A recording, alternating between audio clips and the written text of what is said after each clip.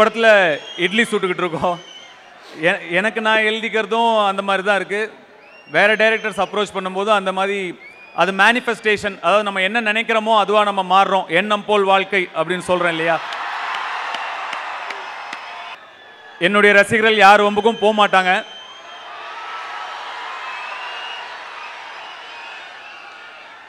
அதில் எனக்கு பெரிய கர்வமும் பெரிய சந்தோஷமும் இருக்குது. ஓம் நம சிவாய. எல்லாருக்கும் வணக்கம். இவ்வளோ பேர் இப்படி திரண்டு வந்து உங்களோட அன்பையும் ஆதரவையும் எனக்கு கொடுக்கும்போது இன்னும் உண்மையாக உங்களுக்காக உழைக்கணுங்கிற உணர்வு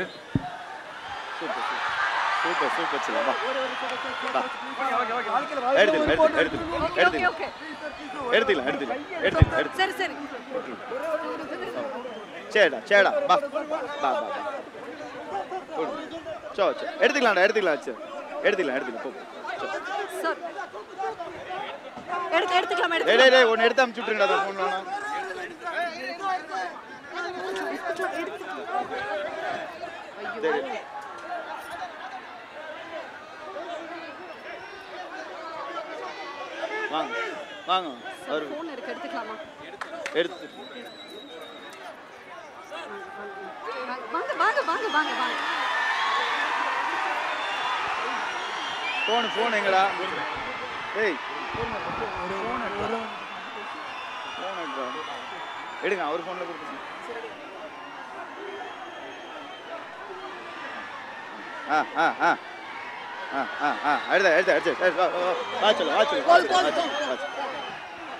சாரிண்ணா.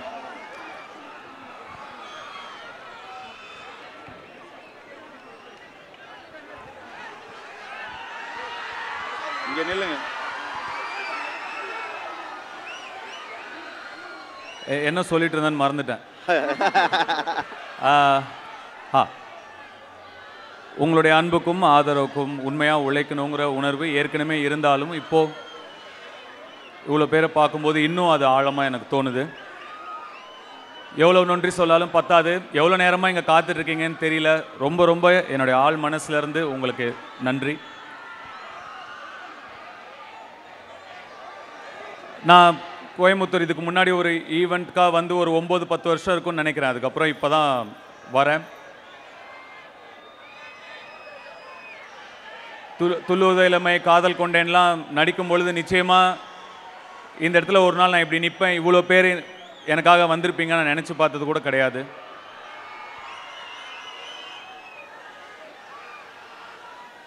ரொம்ப நெகிழ்வாக இருக்குது. ட்ரெய்லர் பிடிச்சதா உங்களுக்கெல்லாம்? ஒரு படம் நடிக்கும்போது உங்களுக்கு பிடிக்கணும் அப்படிங்கிற நினைப்பில் மட்டுமே ஒரு மொத்த யூனிட்டுமே இயங்கும். ஒரு படம் இயக்கும்போது அந்த உணர்வு இன்னும் ஒரு 100 மடங்கு அதிகமாக இருக்கும். அந்த ரெஸ்பான்சிபிலிட்டி இன்னும் 100 மடங்கு அதிகமாக இருக்கும். எப்படியாவது உங்களுக்கு வந்து சேரணும், உங்களுக்கு அதெல்லாம் பிடிக்கணுங்கிற ஒரு எண்ணத்தை தவிர வேறு எந்த எண்ணமுமே கிடையாது. அதுக்காக என் கூட நிறைய கஷ்டப்பட்டாங்க.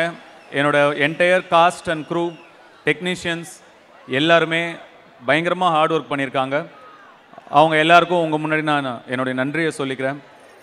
என்னுடைய சீனியர் ஆக்டர்ஸ் அவங்க Sathyaraj sir, Parthiban sir, Rajkiran sir, Samuthirakani sir, இவங்கெல்லாம் சீனியர்ஸாக இருந்தபோது கூட என்னோடய விஷனை புரிஞ்சுக்கிட்டு, சார் இது இப்படி வேணும் அப்படி வேணும் சத்யராஜ் சொன்ன மாதிரி கொஞ்சம் நான் மைக்ரோ மேனேஜ் பண்ணுவேன் தான். அப்படி சொல்லும்போது கூட கொஞ்சம் கூட யாருமே யாருமே முகம் சொல்லிக்காமல் அதை புரிஞ்சுக்கிட்டு எனக்காக நடித்து கொடுத்தாங்க. அதுக்கு ரொம்ப கடமைப்பட்டிருக்கேன் சார். ரொம்ப நன்றி பார்த்திபன் சார், ரொம்ப நன்றி சத்யராஜ் சார், ரொம்ப நன்றி.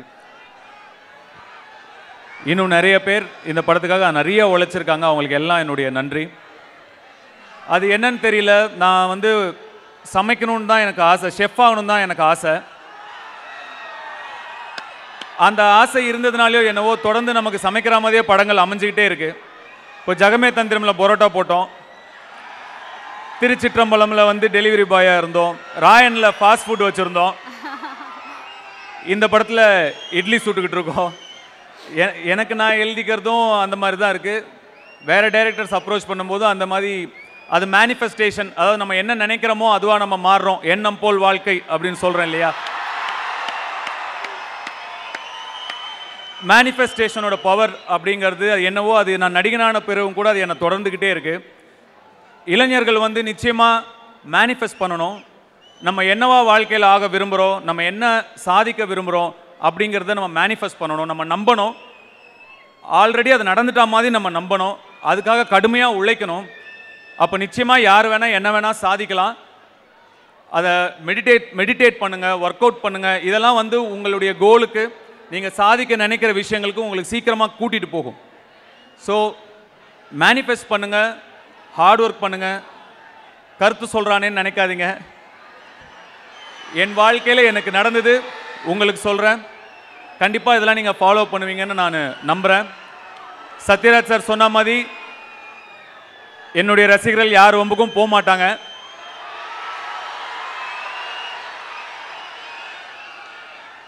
அதில் எனக்கு பெரிய கர்வமும் பெரிய சந்தோஷமும் இருக்குது.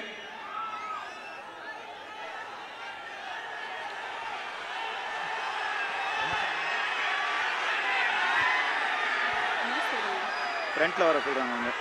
இந்த இட்லி கடை ரொம்ப ஒரு சிம்பிளான படம், ஒரு ஹம்பிளான படம், ஒரு சாதாரண படம். ஆனால் உங்கள் ஃபேமிலியோட, உங்கள் குடும்பத்தோட, உங்கள் குழந்தைங்களோட போய் ரசித்து எமோஷ்னலாக என்ஜாய் பண்ணுற ஒரு படமாக இருக்கும்னு நாங்கள் நம்புகிறோம். உங்களுக்கெல்லாம் இந்த படம் கண்டிப்பாக பிடிக்கும்னு நாங்கள் நம்புகிறோம். அதே மாதிரி படம் ரிலீஸ் ஆனதுக்கப்புறம்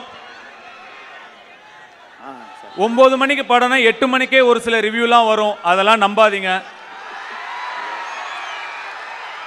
9 மணிக்கு படம் ரிலீஸ் ஆனால் 12:30 மணிக்கு தான் படம் எப்படி இருக்குன்னே தெரியும். அதுக்கு முன்னாடியே நிறையா விமர்சனங்கள் வரும்.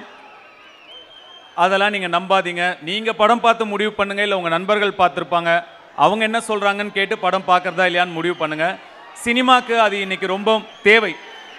சினிமா ஆரோக்கியமாக இருக்கணும், நிறைய படங்கள் நல்லபடியாக ஓடணும், எல்லார் படமும் ஓடணும், எல்லா தயாரிப்பாளர்களும் நல்லா இருக்கணும். சினிமாவை நம்பி சினிமா மட்டும் இல்லை, இன்னும் நிறைய பேர் இருக்காங்க, நிறைய தொழில் சினிமாவை நம்பி நடக்குது. அதனால் எல்லா படங்களும் ஓடுறது ரொம்ப முக்கியம். அது உங்கள் கையில் தான் இருக்குது. அதனால் சரியான விமர்சனங்களை பார்த்து நீங்கள் முடிவு பண்ணுங்கள் படம் எப்படி இருக்குன்னு. அப்படிங்கிறது என்னுடைய ரெக்வஸ்ட். வட சென்னையை வருது கண்ணா அடுத்த வருஷம்.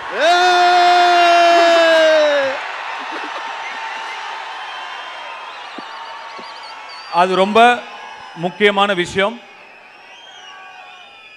மீண்டும் உங்களை எல்லாரையும் 10 வருஷம் கழிச்சு சந்திச்சதுல எனக்கு ரொம்ப ரொம்ப ரொம்ப சந்தோஷம். ரொம்ப நன்றி, ரொம்ப நன்றி.